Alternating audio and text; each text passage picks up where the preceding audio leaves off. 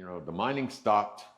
Fortunately, the rails were out there in the woods, and they were harvesting what was really valuable, and that was the timber. And right. That's been true for decades. Not quite so much anymore, but around here, it was shingles. You know, big cedars cut into pieces, sliced into bits. There were special machines designed to do it. We have one here that was built in Everett. It was considered the Cadillac of shingle cutting machines. We ran dozens of these machines in mills in Everett until about 6 or 7 years ago. We ran 4 of them out here in Granite Falls. And the Miller Brothers mill out here was the largest specialty mill in the country when they closed. They were cutting cedar shingles. We show the operation on video here. We show a particular interesting portion of it in slow motion. You see that's running at a fixed speed.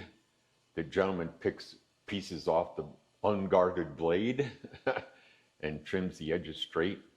If he happens to put in a really large one, which he does here, it starts cutting shingles that are too wide to fit in a standard shingle bundle. So he has to do something special.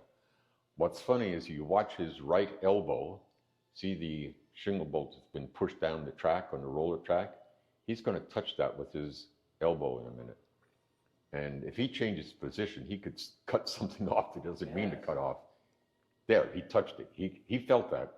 He finishes the shingle he's working on, cutting the side straight, turns around, pushes that up the track, and gives the guy a look like, if you do that again, you're dead meat. But now you'll notice this is 3-to-1 slow motion. Mm-hmm. He's fallen behind the machine, and the shingles are getting really wide. So he starts taking 2 at a time, clips the edges straight on the blade in front of him, reaches across that open blade to make 2 good shingles, while he flips the other 2 to trim the other side and picks 2 more up with his left hand. And he finished that. You know, he finished out the whole bolt, you know, without having to slow down the machine. Most of the other operators would normally have momentarily stopped the machine, opened the jaws, rotated the bolt so it started cutting narrower shingles. Wow. He's only missing the last knuckle on his left little finger. The last knuckle on his left little finger is not there anymore. That's a sign of a very skilled worker. Yes. That video is on a machine at Miller Shingle, and they had 2, and this is one when they downsized and they gave it to us. And so on the video, the one that's trimming the edges is this blade right here. Wow. And then there's the big blade where his hand is right next to it the whole time. That's right up there. So the camera on that would have been over there going this way. And then he would put them in the tray and come down, and then they'd bundle them up. And they had to have a variety of sizes so that it would stack well. And, you know, just cut shingles all day long. And this was made in Everett, and 1916? Yeah. 1916. And that factory's still there, isn't it? That factory's still there. It's a machine shop now. When we built this building, they still had the old belt-driven lines and pulleys on the ceilings down there.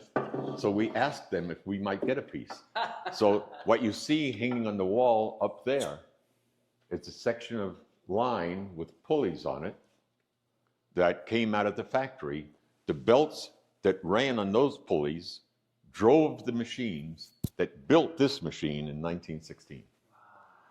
And then shingles are sawn, but then they have shakes, and that's where you take the same bolt and you stick the blade on like that with the handle, and you have some sort of a wood handle, and you just give it a whack because cedar is so soft and splits real easily, and then just a little jerk and the thing will pop off. And it doesn't take much, but it's a lot of work. And so people are always looking for old cedar in some places that hasn't been dealt with, you know, out in the woods where they left something, and they'll bring a few chunks like that, and they can do enough to shingle a shed, or if they are energetic, they could do their whole house, but I don't know who does that anymore.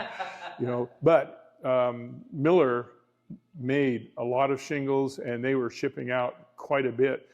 not just in this area, but around the whole country. And I don't even know, they probably went overseas with it too. For the last few years of operation, we didn't have cedar trees to harvest like that anymore. Right. So they harvested the stumps that were left.